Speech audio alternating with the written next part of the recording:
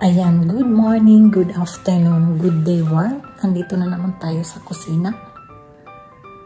Kumusta kayong lahat dyan? Sana nasa mabuti kayong kalagayan. Ito na naman si Mami Beth, samahan niyo ako magluto. Kaya samahan niyo ako guys, magluto tayo. Ito na yung shell natin. Ayan. Patuyuin natin siya kasi isisisin natin siya.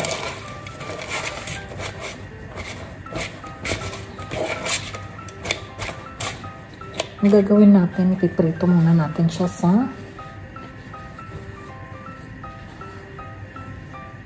butter. Pero isisison muna natin siya. Isison natin yung ating shrimp ng no cubes. Ayan.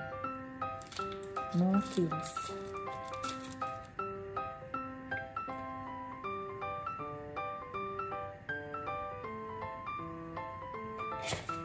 Simple lang.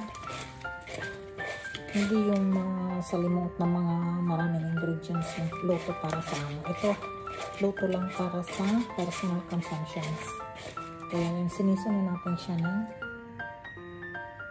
no cubes. Lagyan natin ng paprika. Pampang kulay. Paprika. Kunti lang. Para lang magpula siya. Ayan. Lagyan natin siya ng onion powder. Onion powder. Uy, tigas na siya. Tigasan ko muna. White pepper. White pepper. Kunti lang. Kasi lalagay sa mamaya sa sauce, magamit pa tayo ng white pepper. At saka, lagyan natin siya ng garlic. Durugin natin yung garlic. Saglit. Ito, meron kaming garlic crusher. Ito lang ang gagamitin ko. Mas madali. Mas mana. Hindi pa. Mas madaling gawin. Yan, may garlic crusher tayo. Yun ang gagamitin ko. Ayan na siya. Yung garlic. Ginamitan ko ng garlic crusher. So, ayan. I-mash lang natin siya. I-mash.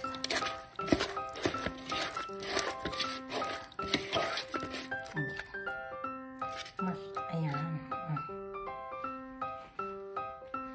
Yung onion powder. Lagyan natin. Ayan. Onion powder. Kunti lang. Ayan. Instead na onion na maghihiwa ka pa ng onion kasi medyo ano siya. Ito na lang onion powder ginamit ko. Ayan. So,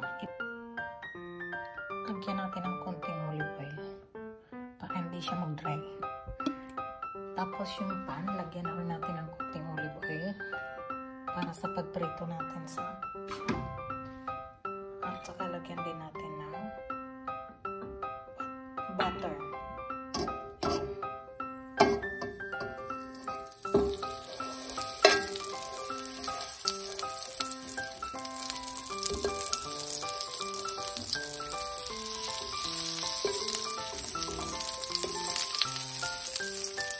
Hawakan natin yung apoy para hindi masunod.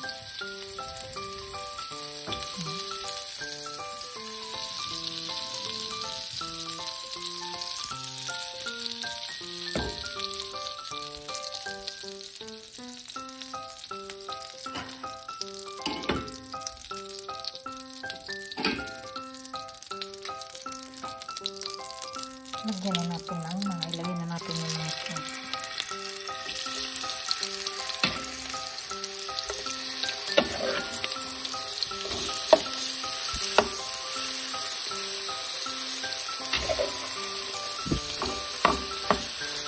Huwag natin tagalan kasi pag matagal inaano yung shrimp, tumitigas. Mga 3 minutes each side lang siya.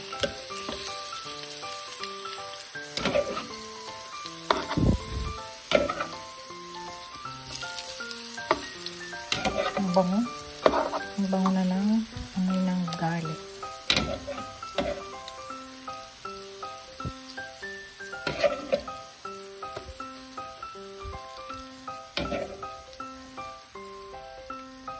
Yan. Tignan natin yung apoy. Pag nag-pink na siya, balik pa rin na.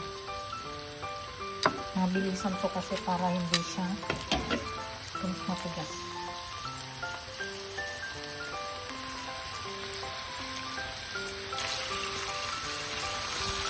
Kahit na natin na, balik pa rin yung mga naunang nalagay. Ganyan ako pag magluto ng shrimp. Hindi ko pinapagalan kasi tumitigas yan. Mamaya ihahalo pa siya sa sauce. Niluluto rin yan.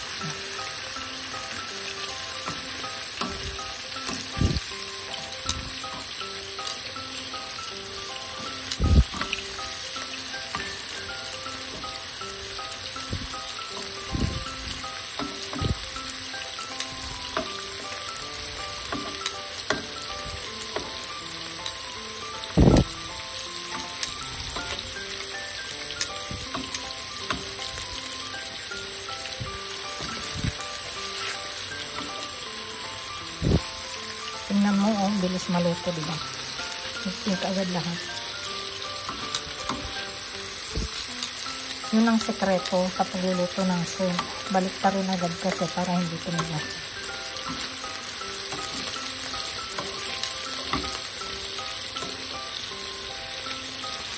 Hintayin lang natin mag-down konti. Yan, okay na ito. Ngayon na natin, lagyan natin sa bowl. Until natin later.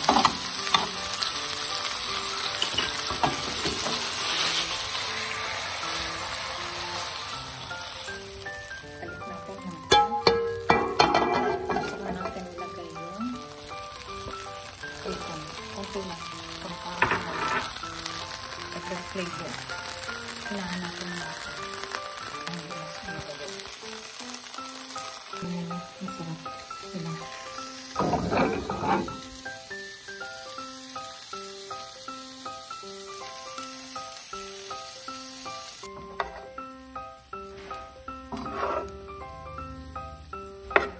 So, ayan na. Ayaw na siya ng bacon bits. Halo natin dyan. Para hindi siya masunog.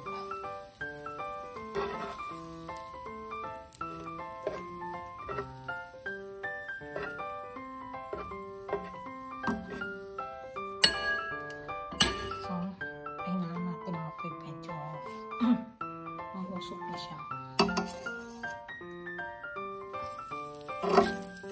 Ilagay na natin ang ating crushed garlic.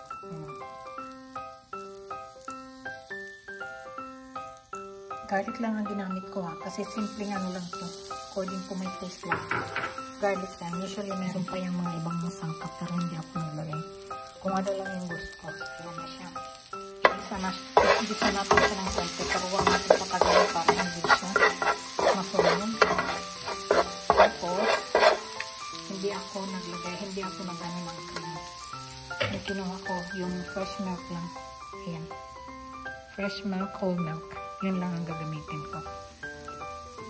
Baling pangpalapot lang natin dyan is butter. Lagyan natin ng konti para hindi masunog yung garlic. Konti lang naman, ganyan lang. So, hayaan natin siyang mag-simmer. Mag-simmer siya.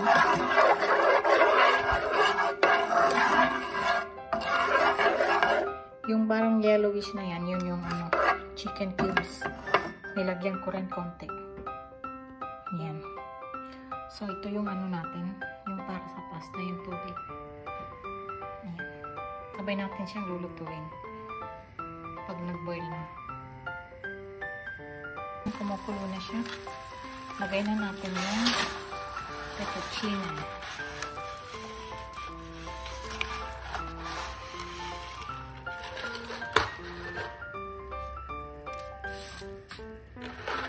Ang ginamit kong pasta ay fettuccine. Fettuccine. Ayan. Boil natin 10 minutes.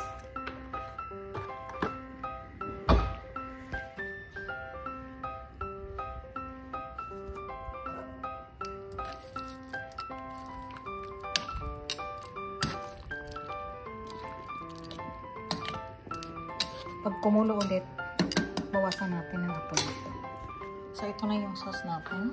Dagdagan natin ng, kasi pinahuli ko para hindi, ayan. So, dagdagan natin ng apoy. Para kumulo siya.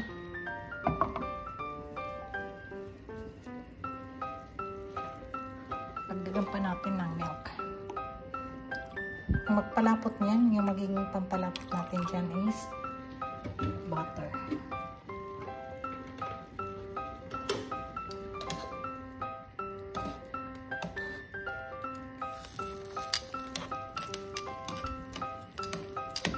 Kailangan lang siyang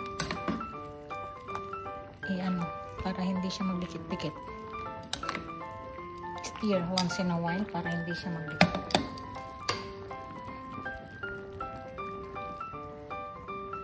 Bawasan na natin ang apoy.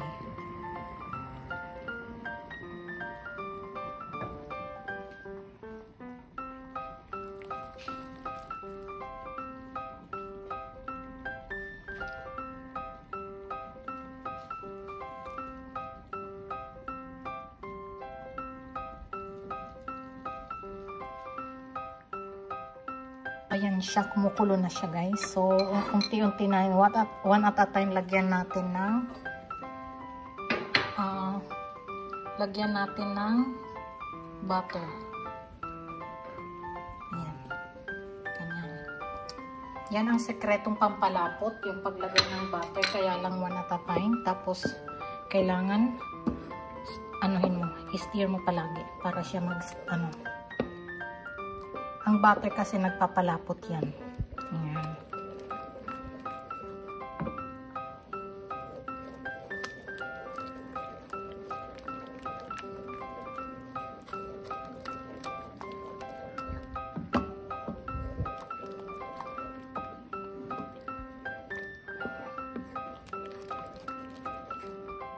Tikman ko nga. Kulang sa asin. Lagyan natin ng asin saglit lang. Kulang sa asin. Lagyan ulit natin ng butter.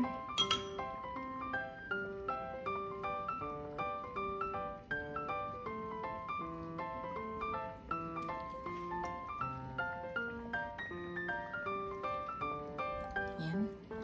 Nalagyan na ng butter ulit. Stir lang ng i-stir.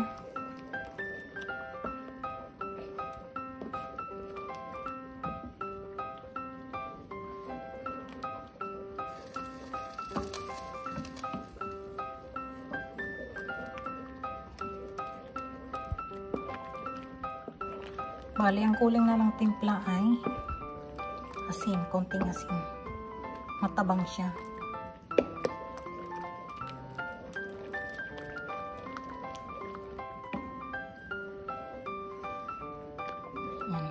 Hayaan muna natin siyang kumulo.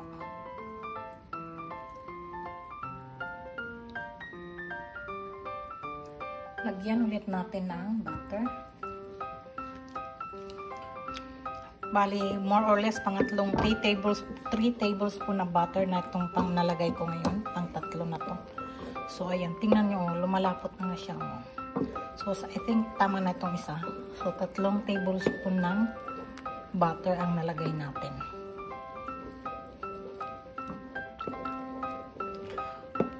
All in all, kasama na yung pag-fry ko ng shrimp. Bali, all in all, mga 4 tablespoon na butter ang ginamit ko dito sa ano ko na to. Sa recipe ko na to. Sa luto ko na to. Akin lang to ha. Wala to sa cookbook. This is my own personal way of cooking fettuccine Alfredo. Ayan. So, malapit na siyang maluto. I mean, okay na to siya. Kaya lang, hintayin natin yung pasta. Kasi from there, diretso natin dyan. Para hindi siya. Tinitingnan ko pa ba, ayaw ko ma-overcook yung pasta. Kasi, mas maganda hindi overcook. Hindi rin ako nag-ano nito ha, nag-timer ng pasta. Pero, mas maganda i-timer nyo. Dapat 11 minutes. Dapat 11 minutes. Hindi ako nag-timer dyan. Inano ko lang, tinansya. Tinitingnan ko lang, chinecheck kung okay na siya. Yan, pwede na to. Pwede na to, papatayin ko na. Tapos, from there, diretso na dito sa pan. From there, diretso na dito sa pan. Kaya, let's go. Ayan. Pag ganyan-ganyanin ko lang, hindi na ako gumamit ng strainer. Kaya ano ko lang siya. Parang tatanggalin lang yung tubig, konti. Ayan. Diretso dito. Ayan.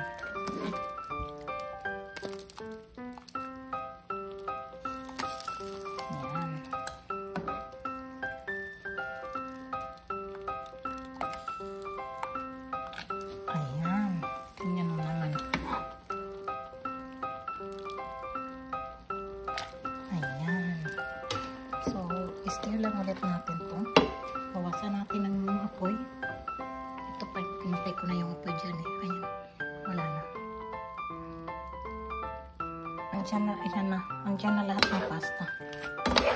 Alam nyo guys, marami pa sanang pwedeng ilagay dito. Limbawa yung parsley, fresh parsley. Pero ayoko kasi, kaya hindi ko yan nilagyan. Basil, ganun. Ayan na siya. Palatuin lang natin ng konti. Tsaka natin ilalagay yung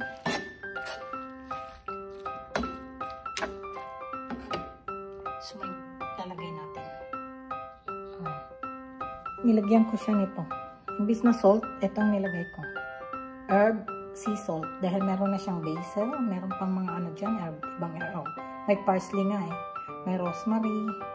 Tapos ayan. So, ito ang nilagay ko instead na salt para may ninamnam na rin siya. Tabang kasi, kaya ito.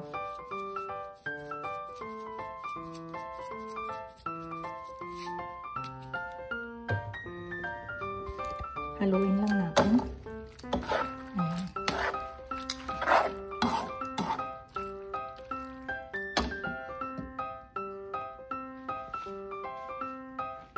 Ilagay na natin yung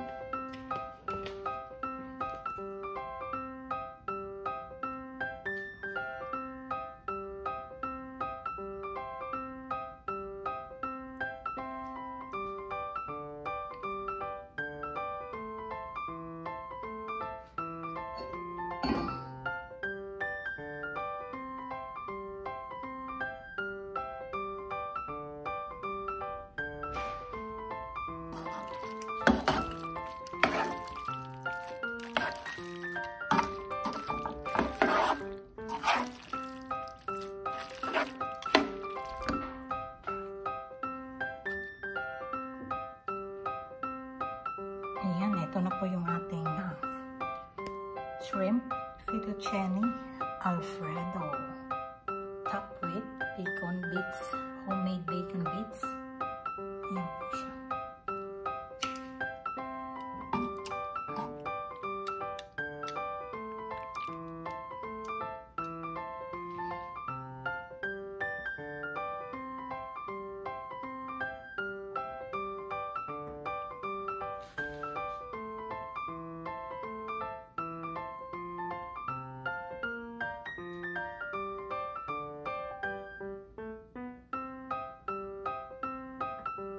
Ayan, maraming salamat sa pagsama sa akin sa pagluto ko ng fettuccine Alfredo. Ayan, oh. Diba?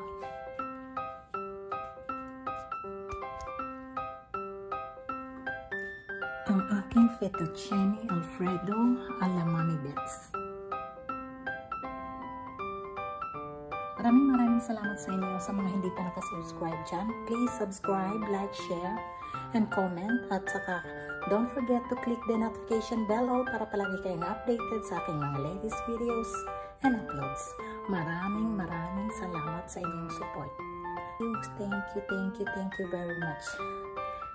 This is Ma'am Beth Sacaras Official. Love from the Bahamas.